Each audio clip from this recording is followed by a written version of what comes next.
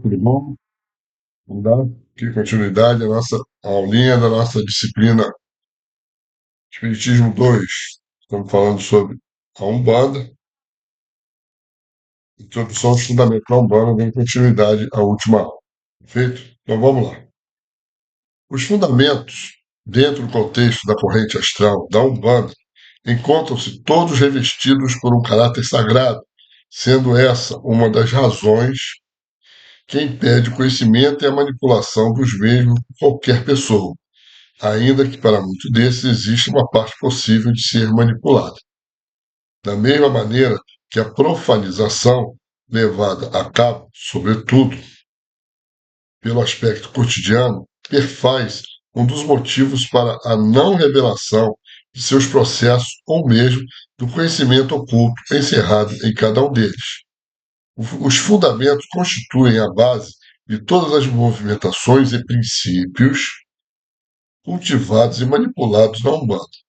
Funcionam como um código especial, um conjunto de determinações a serem seguidas e que expressam os principais elementos de sua liturgia. Na Umbanda, os fundamentos ditam a base de sua doutrina, seus princípios e sua fundamentação. Não podem ser alterados no que se diz respeito à sua essência e ao sentido que expressam, mas podem ser reestruturados segundo as regras estabelecidas por cada guia, chefe de um tempo, cabendo, inclusive, aos mesmos determinarem a aceitação e a participação de todos, ou somente de alguns fundamentos em sua corrente. A Umbanda constitui uma doutrina com fortes tendências universalistas, na qual diferentes vertentes religiosas se entrelaçam na tentativa de consolidar um trabalho de auxílio e elevação, baseados nos ideais da caridade, disciplina e fraternidade, seguindo as diferenças de níveis vibratórios, as necessidades da própria corrente, a liturgia instaurada, a classificação do templo como de ajuste, doutrina, saneamento ou evangelização, e até mesmo o segmento doutrinário dos guias, chefes de um templo.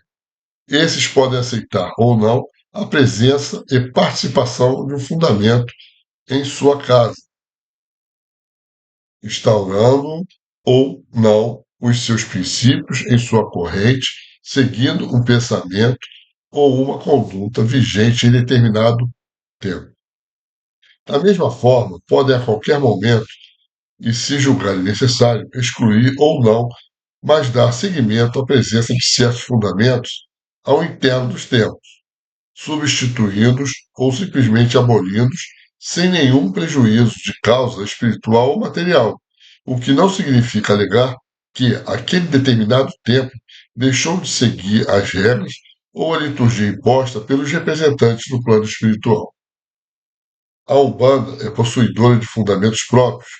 Em sua base absolutamente universalista, estão presentes as manifestações de inúmeras filosofias espirituais e religiões que já passaram pelo plano físico.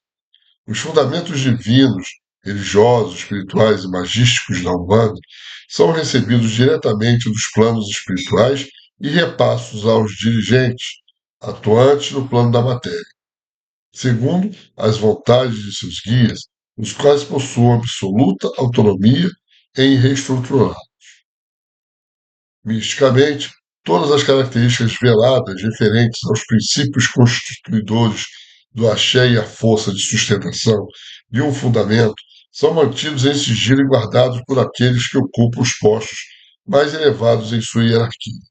No entanto, na Umbanda existe a flexibilidade ditada e controlada pelos guias espirituais, uma vez que, diferente da estrutura do candomblé e de outros segmentos, onde o Babalorixá se posiciona com a única autoridade temporal e os ensinamentos não podem, a princípio, serem modificados, na Umbanda é o guia dirigente de cada templo que determina, estabelece e controla todo o conjunto de ensinamentos e a forma como esses serão transmitidos, assim como os mesmos serão implantados podendo aceitar alguns ou mesmo modificar a estrutura dos mesmos sem prejuízo de causa alguma. É por essa razão, além do sentido doutrinário e de ajuste que envolve que não existe dois tempos de humanos iguais, já que os motivos esbarram em uma série de fatores de natureza, muito mais espirituais do que propriamente de ordem hierárquica, ou do seguimento de uma tradição constituída no plano da matéria. Bom, vamos parar aqui. Feito. É, é, vamos parar aqui. Vamos dar continuidade na próxima aula. É importante só citar, foi citada uma comparação, né, com outras religiões, principalmente com o candomblé. Realmente, a Umbanda, o candomblé ele segue muito a sua filiação, né? É, raiz tal, casa tal, vai passando, mesmo que tenha introdução em algumas casas de algumas culturas, mas segue-se uma raiz, né, dita, própria daquele segmento. Já a Umbanda vai se referir a essas influências, banda brasileira, tá, gente?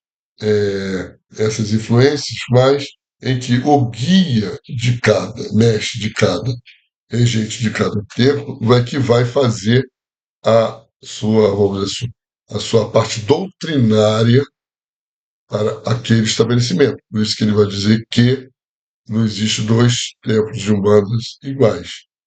Mesmo que seja filho, saiu da casa de fulano de ciclano, já o caboclo tal vai assumir, ou o eixo tal, não sei como é que eles vão fazer o seu regente, é que vai então criar toda a parte doutrinária com a introdução de determinadas culturas ou não daquele tempo. Perfeito? Sempre voltando para a nossa formação, que é de terapeuta de quinta dimensão, já na nossa engrenagem, a nossa Umbanda, ela faz parte de uma das engrenagens da catraca, onde vão se entrelaçar com todos os outros segmentos. Perfeito? Tanto essa Umbanda brasileira, a Umbanda misturada brasileira, que seja de outras costuras, quando eu falo mistura, como a Quimbanda, como Timbó, como Surumbi, as ações afro, e as umbandas esotéricas e as umbandas orientais, da onde foram as primeiras a surgirem aqui no planeta. Perfeito? Então, na próxima aula, a gente dá continuidade a, ao nosso texto, pedindo vocês sempre um joinha, compartilhem, né, porque nossos cursos são gratuitos e precisamos dessa forcinha no canal. Bom, então até a próxima aula.